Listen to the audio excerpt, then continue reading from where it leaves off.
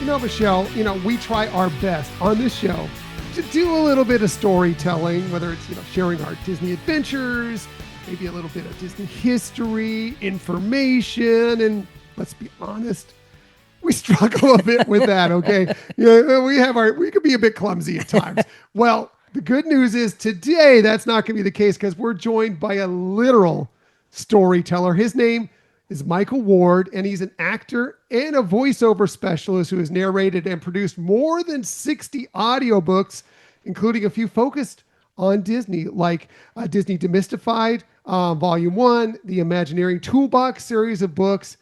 He's also a huge Disney fan, just like us, and we couldn't be more excited to have him on the show. So let's go ahead and bring him on now. Michael Ward, welcome to the Hyperion Adventures podcast. Oh, Tom and Michelle, I'm thrilled to be here. Thank you so much for having me. Oh, we're the ones that really are honored by this.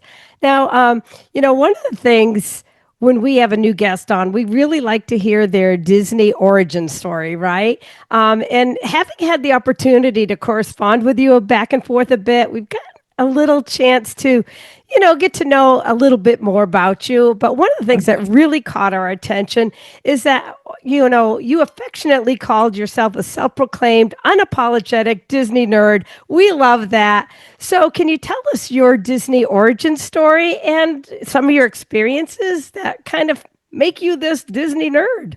Sure. Yeah, I'm glad to.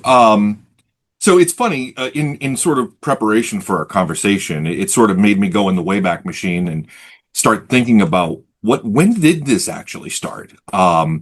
And my first, I found out that I was exposed to Disney, when I was an infant, right? So, family members brought me back my first little Mickey doll. I mean, I think we've all had that moment, but, the first time I consciously was aware of it was probably, when I was about 14. And I was in this period of sort of discovery, I think as we all are at that age, I was really getting into, acting and theater and everything. And it was about the same time, a few years after MGM Studios, was introduced, and boom, instant connection right there. The Hollywood, the behind the scenes, I have vivid memories of the backlot tour. I actually still have the camcorder, the old fashioned bulky camcorder VHS that I took on the old backlot tour, where we had the street sets and the vehicles, and that really connected me to Disney. And, as I got older and had children of my own, we started taking them, and my fortunate enough that my wife is just as much a fan as I am. So we started going, almost every year, with our kids. We also had a very, very good family friend for our oldest who would take him, I think he's been there upwards, somewhere around 50 times in his life, and he's 30. So yeah, I mean, it's sort of become this thing that's interwoven with us. It's sort of in our DNA. It's sort of just who we are. So, it started way back when, in 1992. And now I get to, bring that magic through the words of these people who, like you guys, I don't know all the history, but I get to bring that magic to the ears of people through the words of authors who have the knowledge, that I lack, I know, but I get to learn along with it. And every time I read something, it makes me more of a Disney nerd, I guess I'll say. Well, and I can't wait for us to explore some of that. But there was another story that you shared that was so touching, and it relates, you talk about being 14 and getting your exposure to Hollywood studios. But I believe you had an episode with your son that was so cute when he was 14. Oh, yes. I think it was our last trip, when we went, and it was at the Crystal Palace, which is, of course, character breakfast, which we can't miss. I mean, Winnie the Pooh is a family favorite. I think my wife was actually wearing a Winnie the Pooh sweatshirt this morning. But anyway, as the characters go around, and of course, my youngest is 14 at that point. My oldest, I think, was 19 or 20. So you don't have the same magic, or at least you don't expect to have that same magic with two boys who are upwards of 15, right? But when Tigger made his way to the table, it became something else, right? It wasn't expected. It wasn't let's get the little kid to hug Tigger. It was, hey, let's have a bounce off. So Tigger and my son they actually moved some people out of the way to do it. And the two of them had a bounce off where the cast member who was friends with Tigger, was measuring. And I think they tied. I think they ended up tying. But I mean, it just goes to show that like, it doesn't matter age, gender, background, that Disney magic is always there. And I think that's what makes every time we get to talk about this just so much fun, right? And so magical because it's unexpected. But it's still, the same as if we were kids. Right. So Yeah. Yeah. 100%. What a cute story. Oh my goodness. Yeah. How phenomenal is that? We're huge fans of Winnie the Pooh ourselves and love Tigger Yeah. so much. What an amazing moment that had to be for you and your family. Oh, it was so much fun. Yeah, completely. Curious. Do you have a favorite Disney attraction? I'd like to know a little bit more about you and your love of Disney. Is there favorite Disney attractions? Are you more of a thrill ride? Are you more of a classic attraction person? What do you love? Wow. Hot take. I guess I don't know if this might I kind of like both. I don't know that it's like picking your favorite kid, right? I mean, you can't do that. Because for me, the nostalgic side of it loves the Haunted Mansion, right? I mean, there's nothing like it. This is a ride that Walt himself had a hand in developing, something that he always wanted to do. And what they've done in Florida with it I mean, it's just amazing. That said, Rise of the Resistance is like me being a 10-year-old again. Because, there's all the things that we saw in Star Wars up on this, right there, you're getting to live it. So, I mean, those are probably two of my favorites. Hot take, I guess I would say, is the one I dislike and I get the most flack about not liking is Space Mountain. I don't know. Tom, Michelle, I don't know if you guys feel this way, but every time I go, I'm ducking. I feel like I have to, I'm worried. I never duck. No, She doesn't have to. She's so short.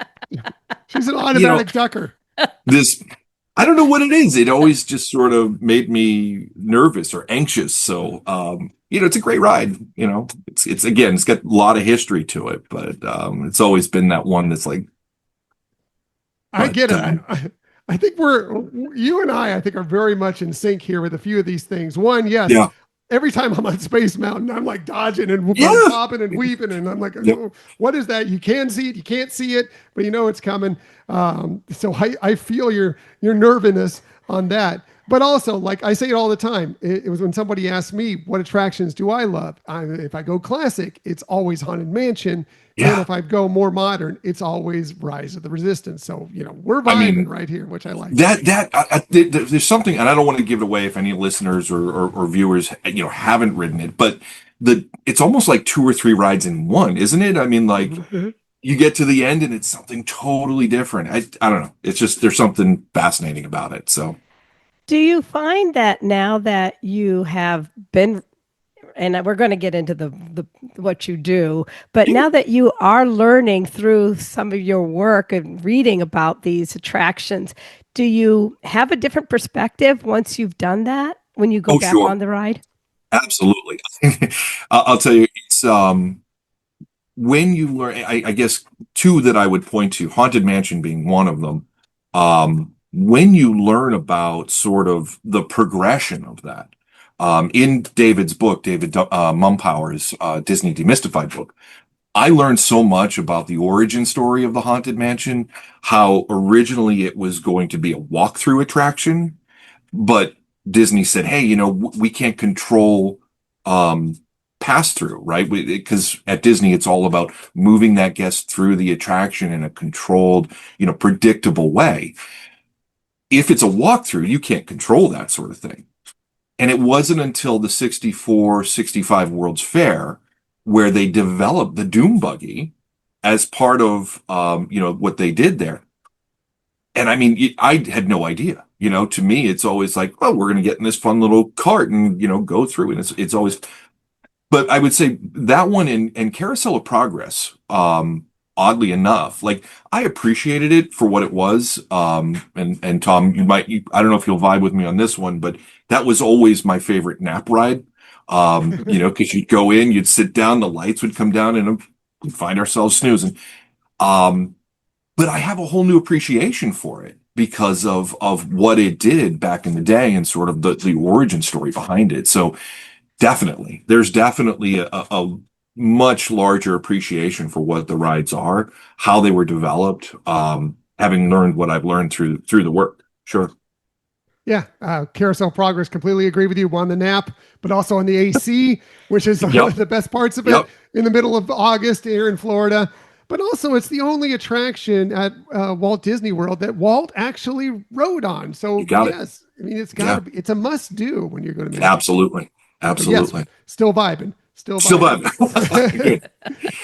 One thing I will vibe a little bit more on you as well, although definitely not to the extent that you've done it, is you've taken this Disney fandom and more importantly, taken your life skills and created this new career for yourself where you've become this amazing audiobook and voiceover talent, audiobook producer, voiceover narrator. Tell me how that progressed. How did you break into that field? Yeah. Break-in's a tough word, right? Because it's probably been a 30-year journey to get here. Because around that same age, around that 14-year-old age, no, sorry, it was later than that. It was around 1996. So I was like 17, 18.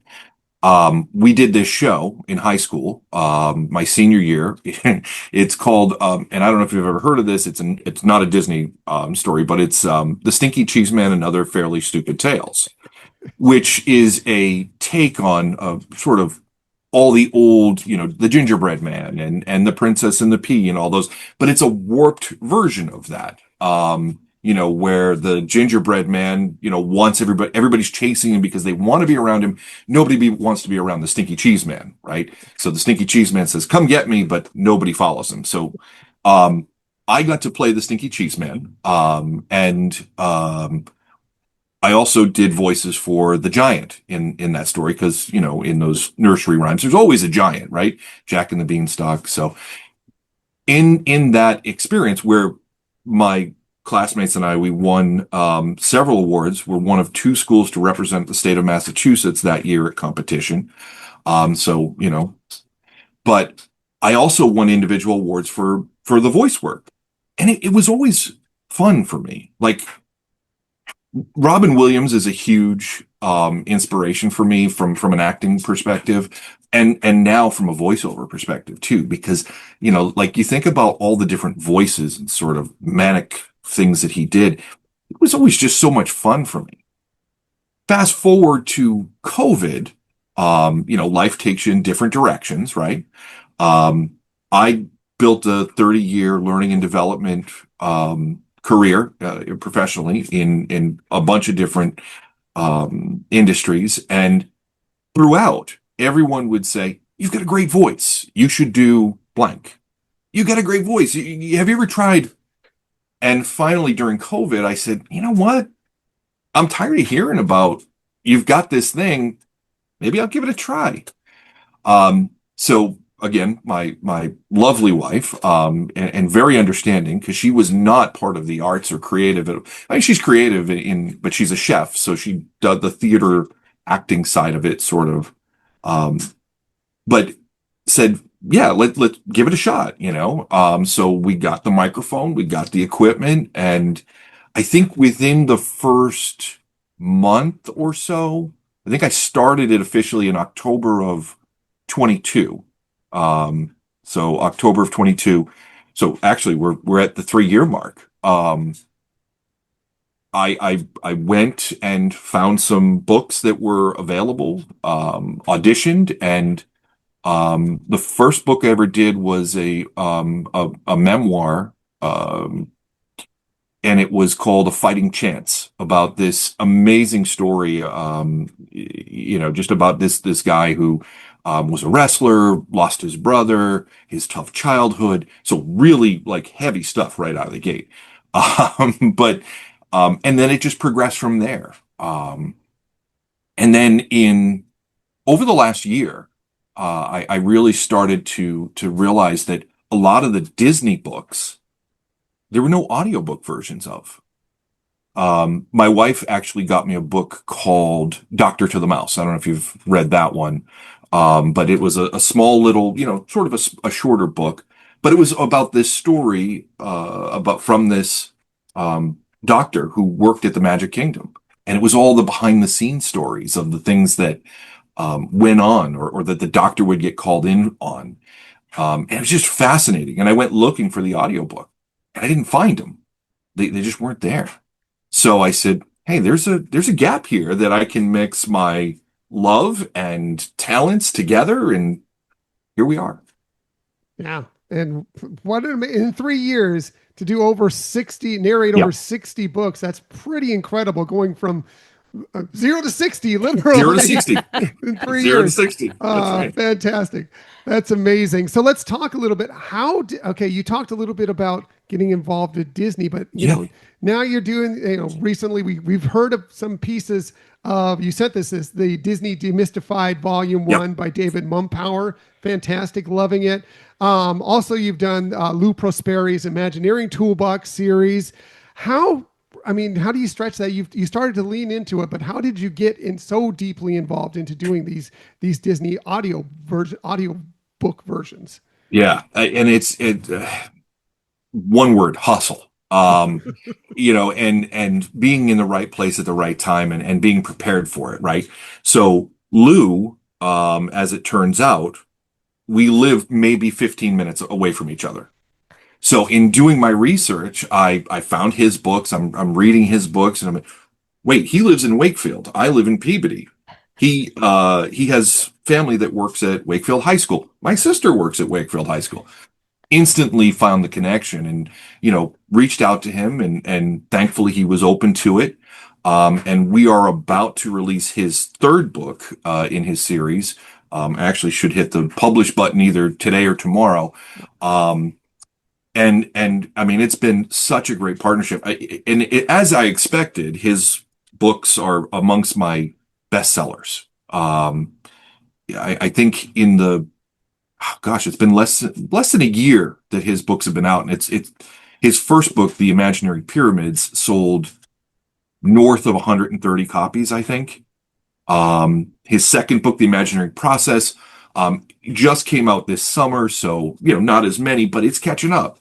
And his third book, which I'll be honest, I think is maybe the best of the three, Tell Your Story the Walt Disney World Way, is amazing. I mean, that book takes everything from the first two books and packs it into a story where you're basically on a Imagineering VIP tour of the Magic Kingdom.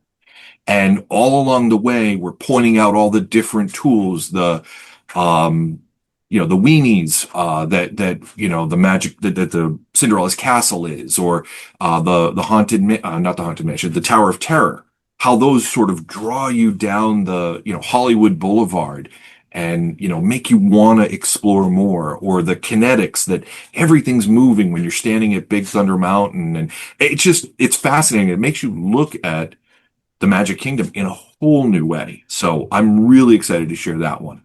And then from there, it was sort of a lot of the same. David was a little bit harder to connect with. I reached out to him, and he later told me that he thought I was a scammer. He thought I was just some guy trying to scam him or something.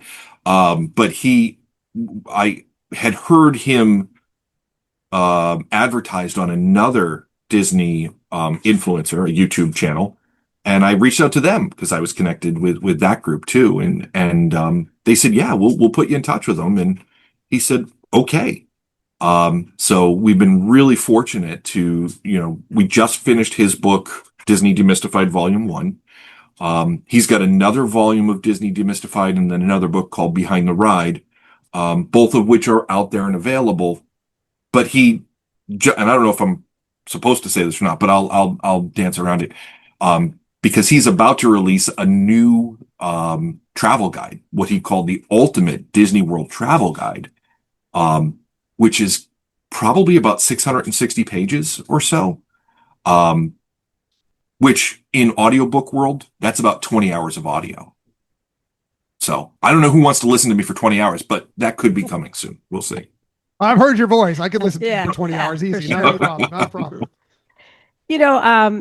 When we, over the years doing this podcast, we've really appreciated so much more out of it than what we expected, right? We've made connections with people like you.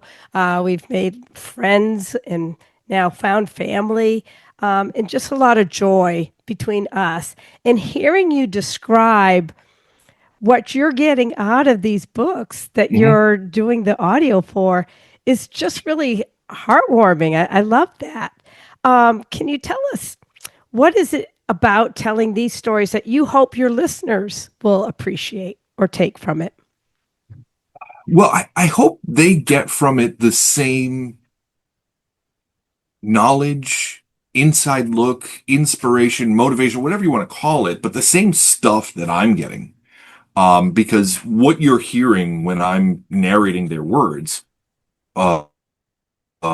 is hopefully bringing their voice to you. And there's just so much, like we were talking before about the Haunted Mansion and, or the Carousel of Progress and all the things that you learn, about, like opening day, right?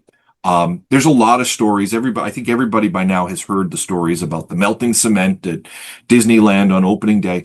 But did you know that there were ladders set up to the outside walls of Disneyland, that people were sneaking over that's stuff that I personally didn't know.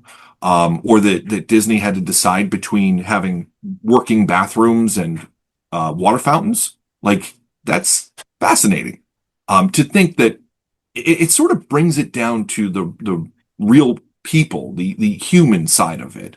And it sort of breaks down that mystical, magical thing and says, here's, like with Lou's books, here's how you can do this in your own world, right? How do I bring the magic home? Well, you can use these imagineering principles in any kind of creative work that you do. So I'm hoping that they get some of that. Now, with some of the other books, one that it's actually in flight right now, called Finding Pixel Dust, which is the story of of a graphic designer who worked at Disney for 30 years, or Lorraine Santoli's Disney Unplugged. I think she just changed the title of it. So, but Disney Unplugged, she was a former marketing executive back in the 80s, which I've actually, through our conversations and my conversation with Lorraine, realized that she's probably part of the reason I'm sitting in this seat right now. Because her marketing brought me in during that early 1992 year. So it's sort of full circle for me, but getting to bring that insider scoop, and deliver it in a way that is accessible for people, because I don't know, a lot of people just like audiobooks because they can be cleaning the house, they can be driving their car, they can be doing these monotonous things and then pick it up. But one of the things that I did really, really early on, and I think was so underviewed with audiobooks, is that, there's a lot of people out there who are blind or, reading impaired, who don't get to enjoy or hear these stories otherwise. So I love the idea that every time I do this book, I know that I'm helping someone somewhere be exposed to this material, this work, this magic, and hopefully it inspires someone else to keep passing it forward. I love that because you don't really think about that. You think about Mm. audiobooks and yes, being able to listen to it in the car or like you mentioned, maybe being out in a workout, a run, a walk, whatever, just at your leisure. But yeah, the fact that yeah, people who are blind, that's their ability to enjoy all these amazing Yep. books. That's a really, really good point. And we're all about inclusion here for sure, Right. 100%, just like Disney is. So going back, I thought it was interesting, going back to Disney Demystified, Yeah. and you're bringing somebody else's words out to people. As an apologetic Disney nerd as you are, I have to feel we were listening to one of the chapters, and it was all about the Jungle Cruise and how Oh, David Mumpower decided to kind of break it up with a few of the jokes from it had to bring the inner Jungle Cruise skipper out in you as you are retelling that portion of the book, right?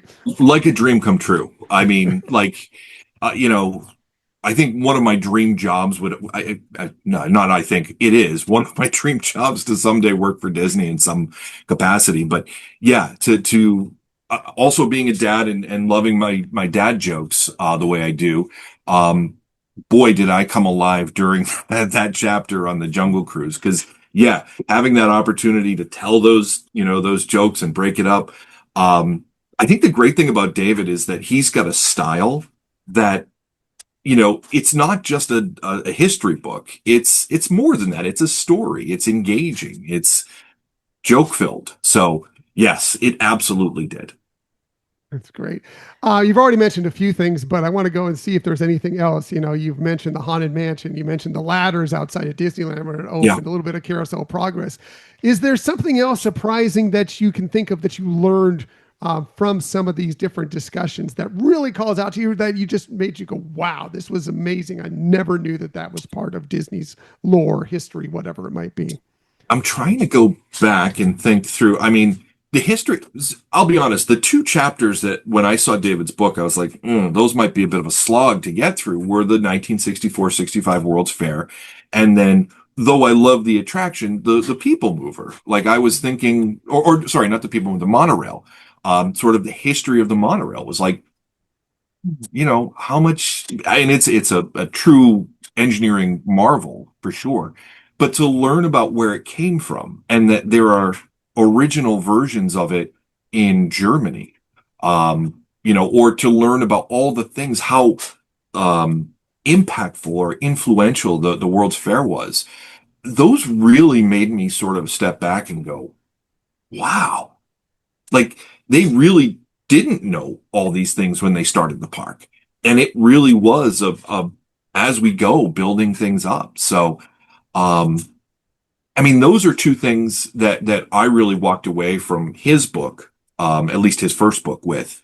Um, in terms of Lou's book, I'll touch on his the ability to be able to take everything that he said and apply it to my professional life. Because one other thing that Lou and I have in common is we're both training folks. We do learning and development. We're both instructional designers. So there's a whole chapter in Lou's first and second book, Imaginary Pyramid, Imaginary Process, that talks about how to use the Imaginary Pyramid principles in instructional design. I literally have it pinned on my whiteboard behind me, the pyramid, so that I can apply it whenever I'm developing a new learning content or e-learning or something like that. So I think it's being able to, look at these and learn from them and be able to apply them in your own life. Um, I don't know. To me, that's the most fascinating thing because originally I was coming into it like, hey, this will be fun, right? This will be a fun audiobook to just, be able to participate in. But I'm actually getting stuff out of it. I think that probably is the most surprising part of it to me. That's awesome. That's cool. I mean, yeah. I mean, what a job. I mean, the fact that you're able to do this thing that you love. And then you're learning as you do it Mm-hmm. about some fascinating facts and getting inspired to help you in your life. Yeah. That's incredible. And Yeah. what a blessing to have that. Speaking of that, this career that you have, curious, we're going to get a little more nerdy outside of the Disney nerdy, the audio nerdy. Want to know, like, what's your process? Like when you get the book, you're going to do this thing. how do you go about, getting through and narrating an entire 600-page book, for goodness sakes? Well, I haven't done that. Yeah. Well, I mean, but even a shorter book, how do you get, Yeah. I know just doing the show, sometimes it can be really tough to get through Yeah. when we go our longer episodes. Some of these books, I'm curious on what your process is for that. Yeah, and I think it's all dependent on the book itself. One book that just got released, non-Disney, is called Empire Builder, which is the history of San Diego and sort of how it all was built up by this one family, how they came from Hawaii with their sugar, factories and whatnot, and eventually, anyway, that was like about a 350-page book, which ended up being about 12 hours of audio. So for that book, I'm going to approach that one very differently because, there's a lot of words and content and names and, just stuff that's going to come up that I'm going to sit in the booth and go, huh? How do we say that?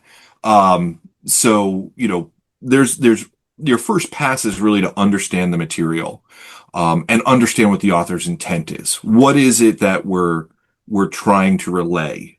Is this educational? Is this entertainment? Another book I just finished, called Trials, which is a drama. It's a sort of fiction book, but it's based on true events of these Olympic swimmers, in their Olympic trial experiences in the 2012 Olympics, I think it was.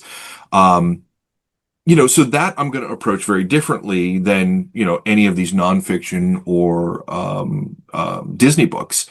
When you go to another one that I'm actually working on now, there's a children's fantasy series called Magic in the Mountains. Christmas books, they'll be out soon for Christmas. But these are kids' books. And for those ones, I get to do all kinds of voices. So every one of them first passes, what's the story that we're telling? What's the author's intent?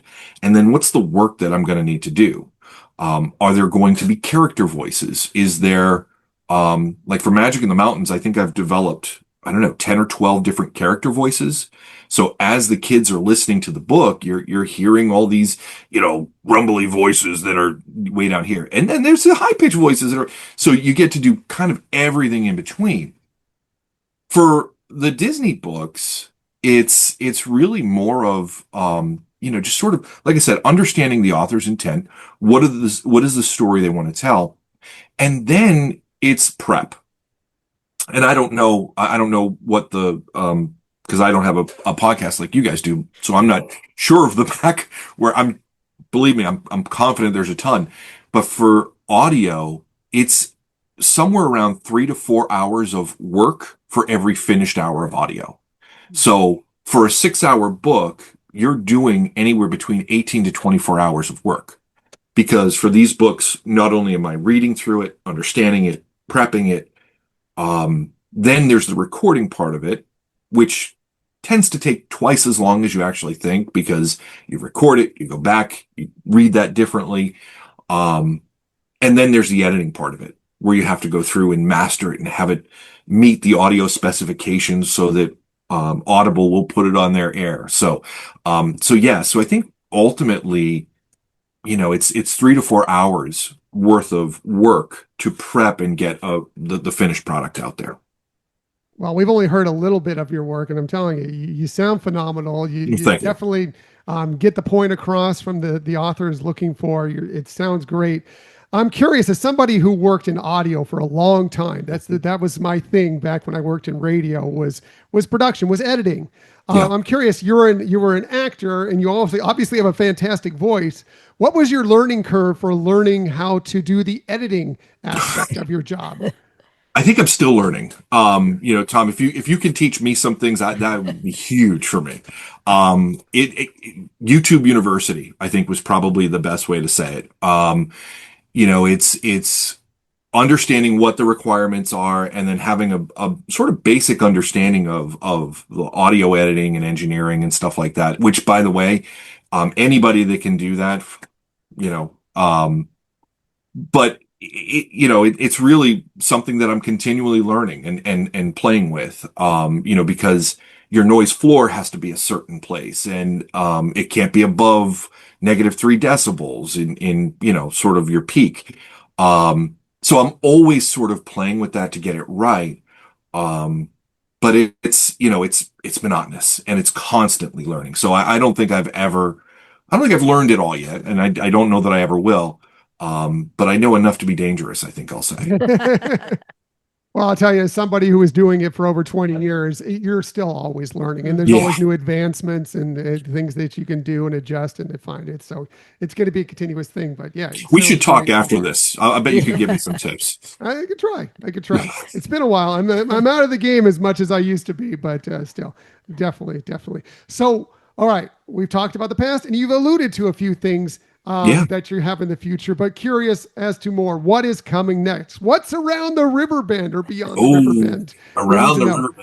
Yeah. Yeah, I've mentioned a couple things. David actually said this to me while we were developing Disney Demystified, which was, hey, this is going to be a 10-year career this is going to be a 10-year partnership for us. So, we're just going to keep churning things out because I will tell you with him, I don't know what it was, but there was just this instant connection between his words and my narration. So it just clicked. For me, it was very, very easy. So we've got all of his stuff coming.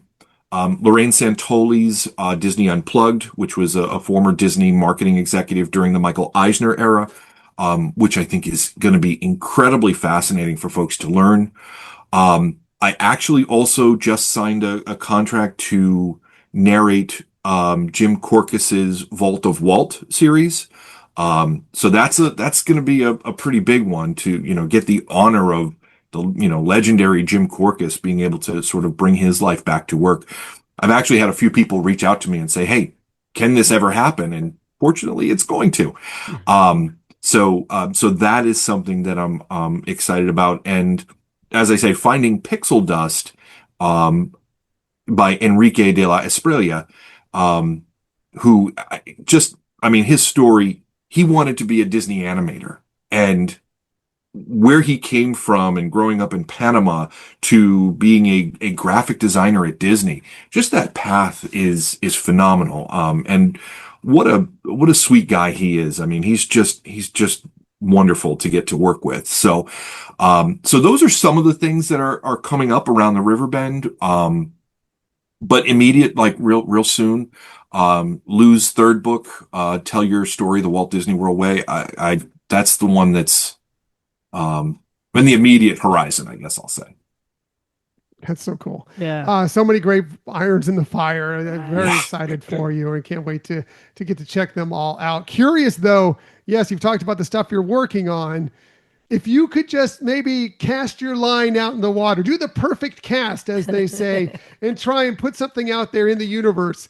Is there anything like a dream project, like something like, you would like to hook that fish and be something you'd really like to work on? Just to kind of put it out there in case anybody wants to give you a call. Yeah. Hey, Disney, if you're listening, it's funny. To me, these books aren't just about the here and now, right? They're about legacy. And being able to, like, we just were fortunate enough to welcome our first grandson, who our next Disney trip will be his first. So, we're very much excited about that. But for me, it's being able to leave that legacy for him. So if there was ever a dream job, like, the monorail spiel or the voiceover on the People Mover, that would just be legendary to do something like that, or in the Haunted Mansion, welcome foolish mortals, something along those lines would just be, God, it doesn't get much more fun than that. And I actually got to do some of that really? in Lou's book. Yeah. So in Lou's book, he touches on a lot of those, those things, the monorail, por favor, manténganse alejado de las puertas. So I get to do that in the book. The downside, and I don't want to just, detract anybody from listening to it, but he does also talk about Small World and the songs during Carousel of Progress. So you may have to hear me sing a little bit, which is not my forte, but Now we yeah, need this. Yes. How far list? Yeah, oh, there you go. All right. Yeah. So, but yeah, I mean, anything like that, like the People Mover spiel or the monorail, I mean, that's just Haunted Mansion. I mean, heck, I'll even do Big Thunder Mountain. That's fine. There it is. Your next Yeah. ghost host, or Here we go. the You guessed wildest it. ride in the wilderness. There you go. I love it. I love it. Well, Michael Ward, thank you so much for joining us. We really, really appreciate your time. It's fascinating work, and you're doing a phenomenal job. Again, we've only heard a piece of it, but we loved it so much, and we appreciate that you reached out to us. Michelle, you had something? Yeah, I just want to say again, listening to you and your passion coming through your description of all this, it's really, really touching to hear, and so happy that that's been kind of like an offshoot, I guess, of what your experience has from when you first started it, and can appreciate that, and love that you bring that to our podcast. We're all about positivity and passion. Oh, yeah. And you really bring that through in your description of what you're involved in. And we appreciate that for sure. Well, and again, I think that's what drew me to you guys was your positivity, the podcast of positivity. I mean, every time I get to hear that, and when you guys invited me to be on, I'm like, oh, I don't know if I'm, positive enough to be with you guys, but I mean, it was just, I mean, I'm honored to be here. So. Oh. A+. Oh, we appreciate it. And you're Thank definitely sharing the positivity for Yeah. sure. Speaking of sharing the positivity, where can people find you? Where can people find Michael Ward? Oh, yeah. Yeah. Where can they connect to you online, on social media, maybe? Where can they track you down? Sure. Yeah. So, I'm still working on the social media game a little bit, but there is an Instagram, Ward9 Media. So it's WARD 9 Media. On Instagram, but also website is probably where you can find the most of the stuff.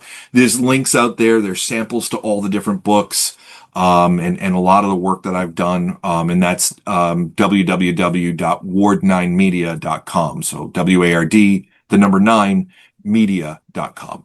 So that's probably the best place to find it. And we've been there. He has where you can find a lot of these Yes. books that he's narrated, as well as clips. So if you want to hear a little bit of it, Yep. and some of his little audition work it exists there too. So you want to hear him do some voices and everything. It's really great. We'll have a link to that in our show notes so you can track that down for yourselves. But Michael Ward, thank you so very, very much. It's been such a fun conversation with you. Really, really appreciate you taking time out and sharing your positivity, yes, and your voice on the Hyperion Adventures podcast. Thank you. Well, thank you guys. And I can't say enough about what you do and what you bring to the Disney community. So I'm thrilled to be here. I'm honored. Thank you so much, and keep up the good work. Thank you.